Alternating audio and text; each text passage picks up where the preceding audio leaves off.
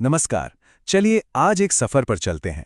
एक ऐसा सफर जो हमें ये समझने में मदद करेगा कि हमारी पृथ्वी, हमारा ग्रह, एक जीती जागती दुनिया आखिर क्यों है।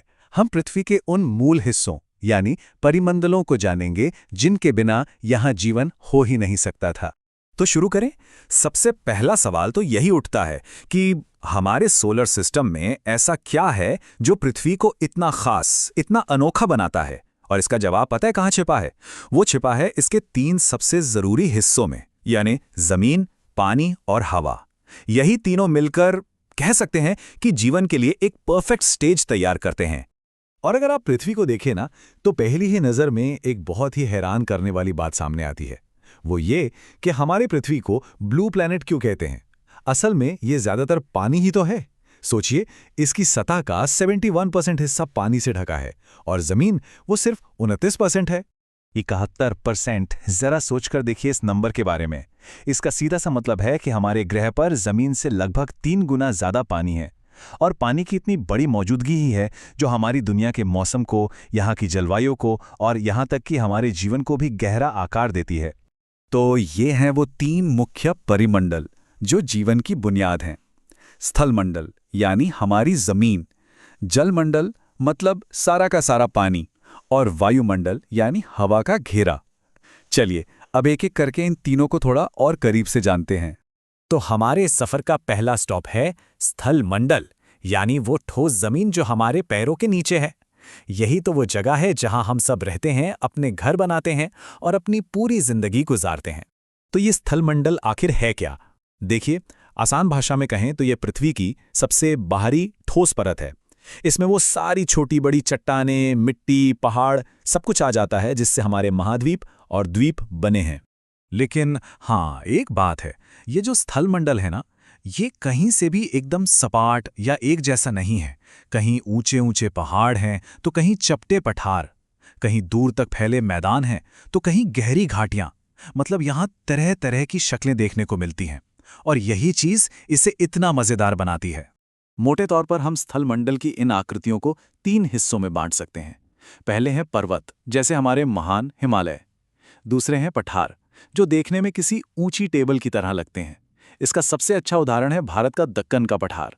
और तीसरे हैं मैदान, जो विशाल और उपजाऊ होते हैं, जैसे गंगा यमुना के मैदान, जहां सबसे ज्यादा आबादी रहती है। अच्छा, यहाँ एक सवाल आता है कि पठार और मैदान में आखिर फर्क क्या है? तो इसे ऐसे समझिए। पठार जो है वो एक ऊंची जमीन है जिसका ऊपरी हिस्सा काफी हद तक सपाट होता है, एक टेबल टॉप की तरह। वहीं मैदान जो है वो निचला और काफी दूर तक फैला हुआ समतल इलाका होता है। चलिए अब जमीन से आगे बढ़ते हैं और रुख करते हैं पानी और हवा की तरफ। मतलब अब हम बात करेंगे अगले 2 जरूरी परिमंडलों की, जलमंडल और वायुमंडल। जलमंडल, जैसा कि नाम से ही साफ है, इसमें पृथ्वी का सारा पानी आ जाता है, चाहे वो बड़े बड़े महासागर हों, समुद्र हों, झीलें हों या फिर नदियां। और हाँ, एक मजेदार फैक्ट, दुनिया का जो सबसे बड़ा और सबसे गहरा महासागर है वो प्रशांत महासागर यानी पैसिफिक ओशन है। और फिर आता है वायुमंडल, हवा का वो विशाल घेरा जो हमारी पृथ्वी को चारों तरफ से लपेटे हुए है।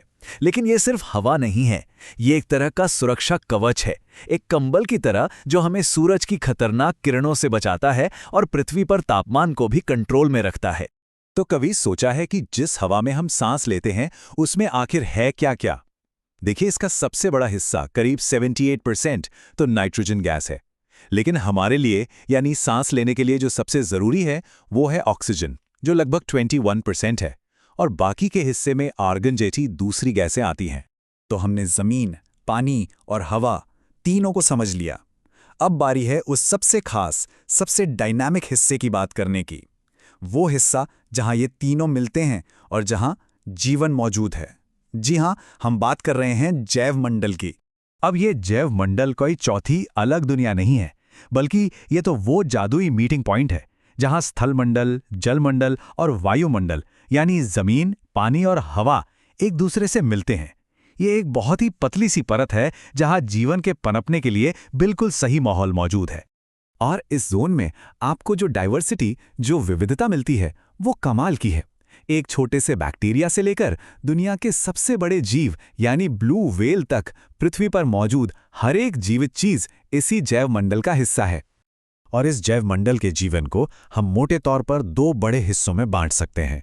एक है प्राणी जगत यानी एनिमल किंगडम, जिसमें करीब 10 लाख प्रजातियां हैं, और दूसरा है वनस्पति जगत यानी प्लांट किंगडम, जिसमें करीब 3 लाख प्रजातियां शामिल हैं। अब हम आते हैं इस पूरी बातचीत के सबसे जरूरी हिस्से पर, ये समझना कि ये जो सारे परिमंडल हैं ये अलग थलग नहीं हैं, बल्कि एक दूसरे से जुड़े हुए हैं, एक दूसरे पर निर्भर हैं। और इसी जुड़ाव को समझने के लिए एक कॉन्सेप्ट है पारिस्थितिक तंत्र। तो सवाल यह है कि ये सारे डोमेन्स, ये परिमंडल एक दूसरे को असल में प्रभावित कैसे करते हैं? क्या ये सब अपनी अपनी दुनिया में काम करते हैं? जी नहीं। सच तो यह है कि ये सभी एक बहुत ही कॉम्प्लेक्स और नाजुक बैलेंस में एक दूसरे से गहराई से जुड़े हुए हैं। इसको एक छोटे से उदाहरण से समझते हैं। मान लीजिए जंगल काटे जाते हैं।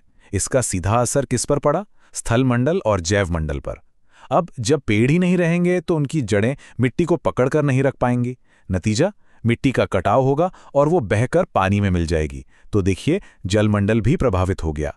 और हाँ, जब पेड़ कम होंगे तो ऑक्सीजन भी कम बनेगी, तो असर वायुमंडल पर भी पड़ा। देखा, एक एक्शन और उसका असर हर परिमंडल पर। एक दूसरे पे निर्भरता का यही जो पूरा सिस्टम है ना, इसी को हम पारिस्थितिक तंत्र या इकोसिस्टम कहते हैं। ये वो सिस्टम है जो लगातार काम करता है ताकि सभी जीवित चीजों और उनके आसपास के माहौल के बीच एक नेचुरल बैलेंस बना रहे। तो जैसा कि यहाँ लिखा है, इस निर्भरता को निरंतर बनाए रखने की जो व्यवस्था है उसे पारिस्थितिकी तंत्र कहते हैं। ये लाइन इस पूरी बात को बहुत अच्छे से समझाती है। इकोसिस्टम ही वो अरेंजमेंट है जो पक्का करता है कि जीवन का ये जो कॉम्प्लेक्स नेटवर्क है ये हमेशा बैलेंस में रहे। और यहीं पर आके हम इस चर्चा के सबसे जरूरी और आखिरी सवाल पर पहुंचते हैं। ये समझना कि पृथ्वी के ये सारे परिमंडल काम कैसे करते हैं, ये तो एक बात हुई, लेकिन इस नाजुक कुदरती संतुलन को बनाए रखने की जिम्मेदारी आखिर है किसकी? ये एक ऐसा सवाल है जिस पर हम सबको सोचने की जरूरत है।